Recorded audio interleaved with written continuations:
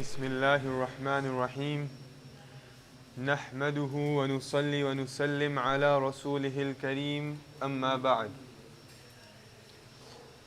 My dear respected brothers, elders and respected members within the congregation, yesterday we ended this talk or this little gathering on a statement of Ibn Rajab.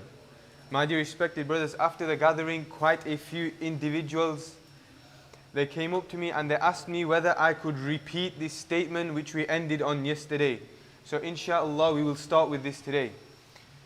My dear respected brothers, Ibn Rajab, he mentions, as I mentioned yesterday, he is sending a message to all those individuals who never managed to go for Hajj. My dear respected brothers, when I mention or when I narrate this statement, then it relates to every single one of us sitting in this gathering, since every single one of us has not been managed to go for Hajj this year. My dear respected brothers, Ibn Rajab, he mentions, يا راحلين إلى البيت العتيق لقد سرتم جسوما وسرنا نحن أرواحنا إنا أقمنا على عذر وَقَدْ رَحِلُوا وَمَنْ أَقَامَ عَلَى عُذْرٍ كَمَنْ رَاحَ. My dear respected brothers, it is a beautiful statement which Ibn Rajab mentions. I'll quickly translate it for you and then we'll move on with what I wanted to discuss today. My dear respected brothers, he mentions يَا رَاحِلِينَ إِلَى الْبَيْتِ الْأَتِيقِ, that or travelers or people who are going to the Kaaba or people who are going to Mecca. He mentions that, O people who are going to Mecca, لَقَدْ سِرْتُمْ جُسُومًا, verily you have gone with your bodies, verily you have gone physically to the Kaaba, verily you have gone physically to Mecca. And then he goes on to say, وَسِرْنَا نَحْنُ أَجْسَامَنَا, that us also, we have also traveled with you. However, like you have traveled physically, we have traveled with our hearts. Our hearts are in Mecca, although physically we are here. This is the message which Ibn Rajab, he is trying to send. And then moving on, he mentions, Inna aqamna ala udhrin. Verily every single individual here, we had to stay in our locality. We never managed to go for Hajj due to whether it be the distance, whether it be the financial costings, or whether it be due to the situation around the world.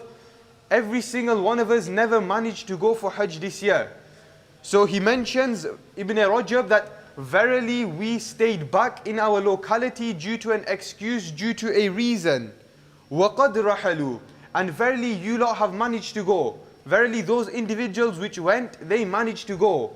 And then my dear respected brothers, this last line which Ibn Rajab mentions, it is to uplift all our spirits. What does he mention? He mentions وَمَنْ أَقَامَ عَلَى عُذْرٍ كَمَنْ رَاحَ, that individual which stays back, like every single one of us, due to an excuse, it is as if in terms of reward that he has also gone to Mecca. My dear respected brothers, we make a dua to Allah subhanahu wa ta'ala that we are included in these people. Moving on, my dear respected brothers, an issue which is very common and which many individuals deal with, myself included, is that whenever we sit in a talk or whenever we sit in a bayan, our iman levels increase, our spiritual levels are elevated. However, we can't condense what we've heard into action points.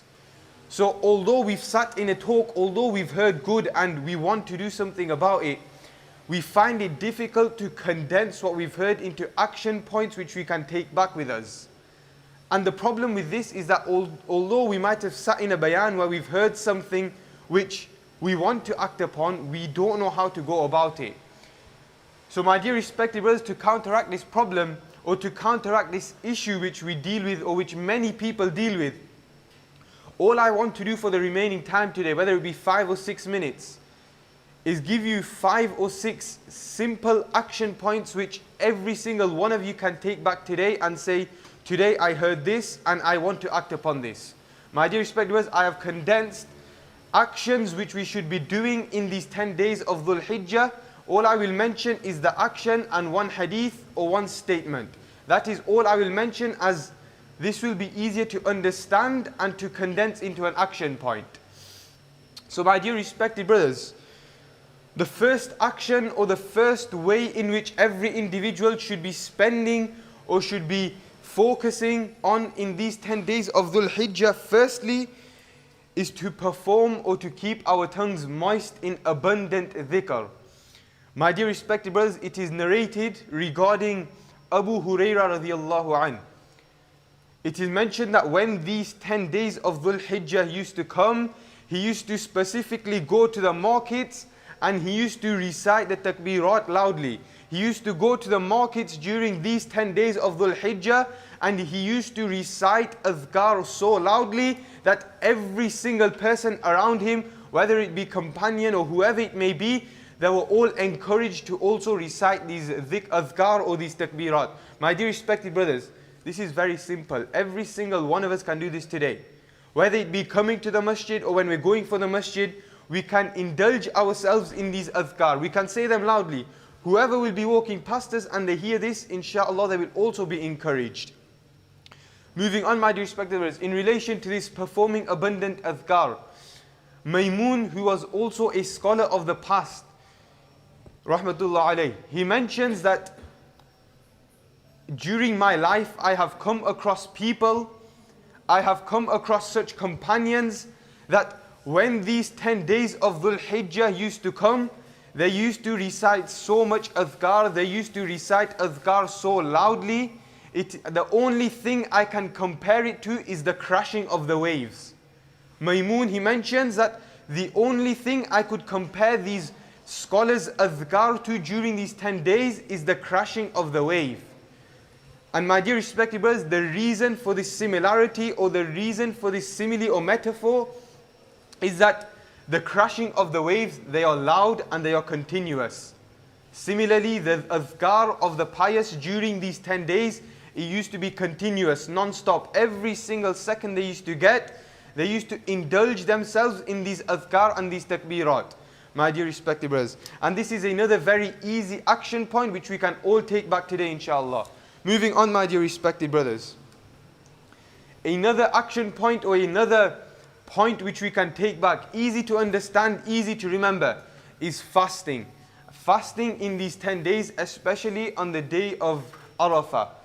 My dear respected brothers, the hadith we commonly hear, it is very famous, and it is a hadith in which our beloved Prophet Muhammad sallallahu alaihi wasallam, he is narrated to have said that an individual who fasts on the day of Arafah, his previous year's sins and his upcoming year's sins are forgiven. My dear respected brothers, how easy is this for us to act upon? Let us all make an intention within this gathering right now that inshallah this year, when the day of Arafah comes on Monday, we will all keep this fast inshallah. Moving on, my dear respected brothers, the fourth point which I wanted to mention, it is regarding praying tahajjud during these 10 days. Tahajjud, the night prayer from Isha onwards until Fajr. My dear respected brothers, it is mentioned that Sa'id bin Zubair, who was a scholar of the past, it is mentioned regarding rahmatullah alayh that when these 10 nights or when these 10 days of Dhul Hijjah used to come, he used to fully exert himself. He used to over-exert himself, and he used to exert himself so much, and he used to excessively say to his family members that during these 10 nights of Dhul Hijjah, do not put out your lamps at home. During these 10 nights of Dhul Hijjah, do not put out your lamps at home. My dear respected brothers, this is one of the scholars of the past, and we can learn from this, my dear respected brothers. Although we might not be able to stay awake the whole night, we should make an intention to pray 2 rakats tahajjud at least. This can be done after Isha also. My dear respected brothers, finally the last point which I wanted to mention, within a few minutes inshallah the day of Friday will begin, and Durood Sharif, my dear respected brothers. This is the next point which I wanted to mention. And we hear this hadith many a times that the person who will be closest to the Prophet Muhammad sallallahu alaihi wasallam on the day of judgment is that individual who recites the most durood. So my dear respected brothers, until Maghrib Salah and throughout the day and throughout every single day of the year, let's all make an intention to keep our tongue moist in Durood Sharif. My dear respected brothers, we make dua to Allah subhanahu wa ta'ala that He gives us the ability to act upon all that has been said and to take some action points back today which we can act upon inshallah. Ameen ya Rabbil Alameen wa akhiru da'wana anil hamdulillahi Rabbil Alameen.